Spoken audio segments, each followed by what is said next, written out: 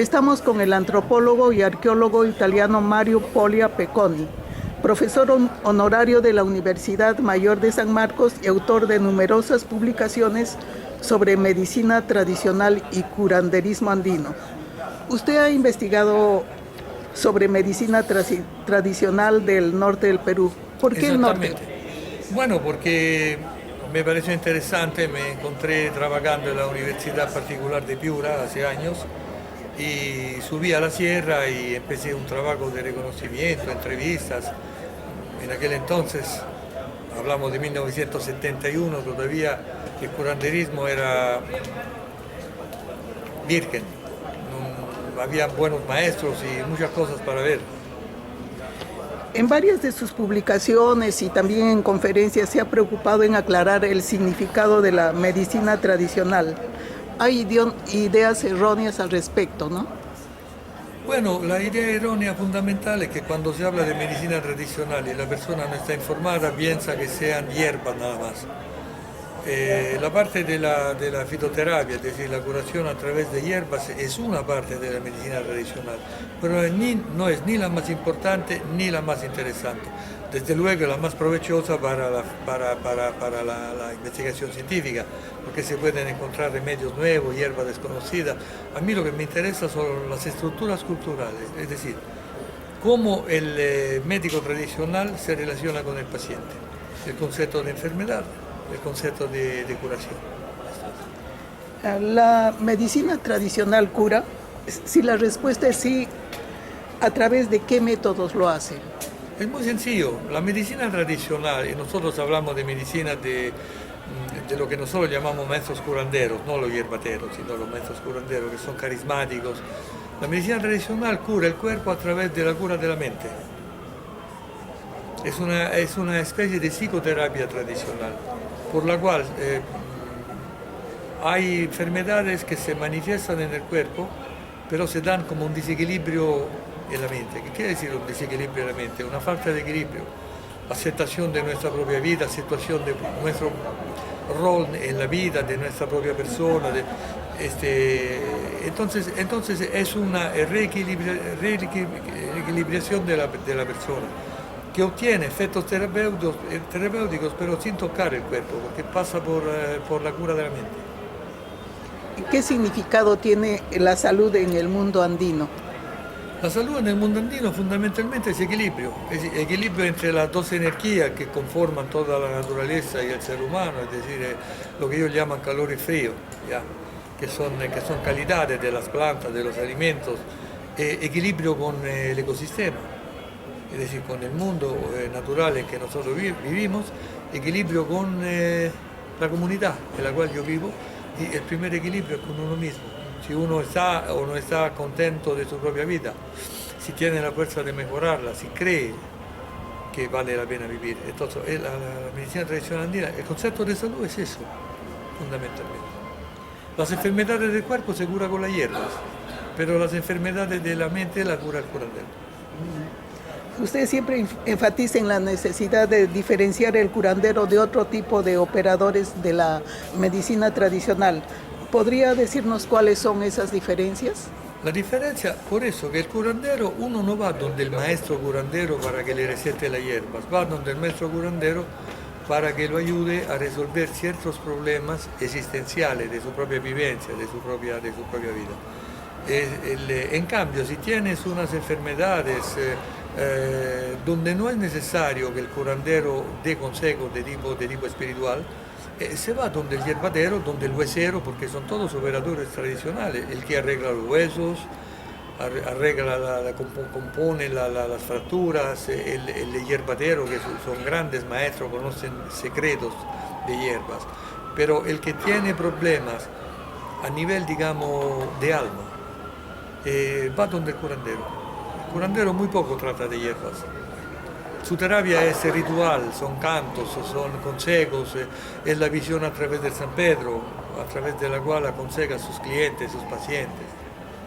Digamos que es más sacerdotal, la función del curandero es más un sacerdote que un médico. Usted ha expresado su preocupación por una progresiva pérdida de la cultura tradicional. ¿Qué tanto se ha perdido desde los años 70 a la fecha, ¿qué Bueno, conservamos aún? mucho se ha perdido porque algunos maestros se han vendido un poco la moda cultural, por lo cual mucha gente sube a las guarincas completamente extraños al mundo andino, gente que sube de las ciudades, muchos vienen del extranjero, algunos por curiosidad, otros por desesperación. Ha cambiado también el aspecto ético, porque antes el curandero andino que trabajaba con su gente, que era gente del pueblo, campesinos, ganaderos, pastores, ya, nunca pedía nunca fijaba un precio para sus prestaciones. Cuando le preguntaban cuánto se le debe, el otro decía a su voluntad. Y lógico, cada persona daba lo que podía. Sí. En cambio ahora algunos maestros se hacen pagar mucho. Y esto también los viejos maestros los critican, los llaman los metalizados. Es decir, lo que se han vendido a la lógica del dinero. Sin embargo, no hay que ser pesimistas porque en la zona donde yo trabajé hay todavía buenos maestros y varios de ellos jóvenes que todavía ejercen. Al referirse al universo mítico ancestral, menciona el concepto de la sombra. ¿Cuán importante es esta figura? Bueno, sombra dentro de la filosofía médica andina es una contraparte espiritual de la persona, pero también animales, plantas, cerros, lagunas, piedras, tiene su contraparte que se le llama sombra. Es una especie de alter ego, una alteridad espiritual de la persona, la cual conserva las características caracteriales y también físicas del animal, de la piedra, de la persona, etc. En caso de cerros y huacas, etc., sus sombras son los espíritus. Se le llama también espíritu, es decir, una huaca, que es una piedra, puede tener un espíritu que, por decir, es una princesa inca, o es un rey inca, o es un puma, o es un gavilán, ¿no? Son las contrapartes de las cosas que normalmente son invisibles y que el maestro logra contactar y ver a través de su sabiduría y del uso de la planta de San Pedro.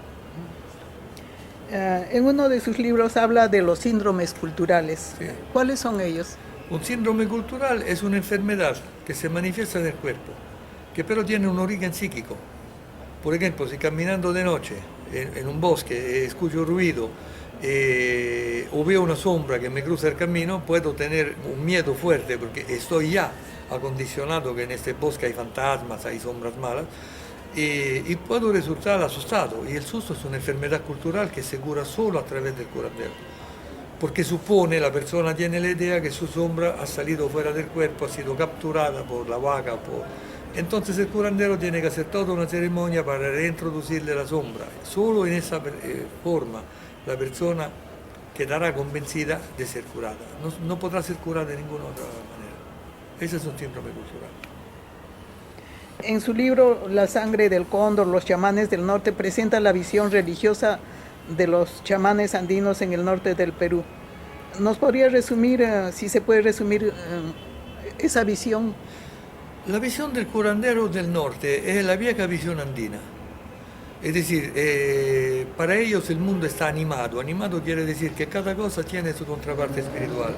Los árboles, las rocas, las fuentes, ciertos animales, con lo cual yo puedo entablar contacto para establecer a través de ese contacto una relación que puede ser de tipo terapéutico. O también a los espíritus de los cerros le piden que le revele el porvenir o que le aclare el pasado. Eso es lo andino. Encima de ese mundo andino se ha superpuesto el mundo cristiano.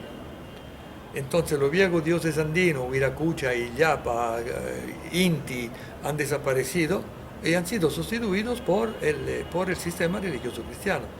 Por lo cual es muy falso decir que los curanderos no son cristianos, pero es un cristianismo andino donde Dios, en su función suprema, porque no es un espíritu, es Dios, ¿no es cierto?, pero comparte, digamos, la atención y la práctica rituales de estas personas con los espíritus de los lugares, los encantos, como lo llaman ellos, ¿no? Porque esto no se ha borrado del alma del hombre andino, por lo cual reza a Dios y también puede pedir a los encantos cosas que se refieren a la vida cotidiana, ¿no? Para que llueva, para que las plantas broten y tengan buena salud, para que los animalitos se reproduzcan, Y también para los síndromes culturales, hemos dicho el susto, pero otro síndrome cultural muy importante entre poblaciones pobres y culturas pobres es la envidia.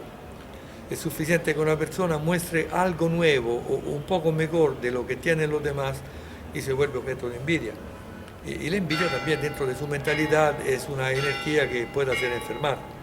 Esos son los síndromes culturales, ¿no es cierto? Estamos hablando de contextos de humanos, pero muy pobres,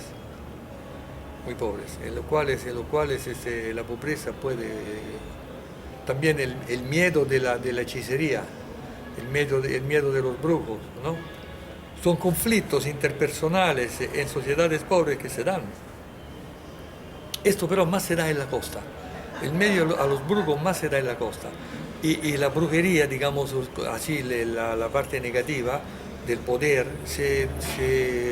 lo tenemos más que todo en la costa, en Salas, Penachí, Chiclayo. En la Sierra de Piura son viejos sacerdotes tradicionales de los espíritus de los cerros. Entonces son sacerdotes que entablan contacto con las sombras, con los espíritus de las cosas, de los lugares. ¿Tiene algún libro, publicación próxima? Bueno, el libro más importante que hice se llama Despierta, Remedio, Cuenta, Médicos y Adivinos del Ande, que ha sido publicado por la Pontificia Universidad Católica en el 96, pero ya está agotado. Es decir, pero sí, yo en la biblioteca hay.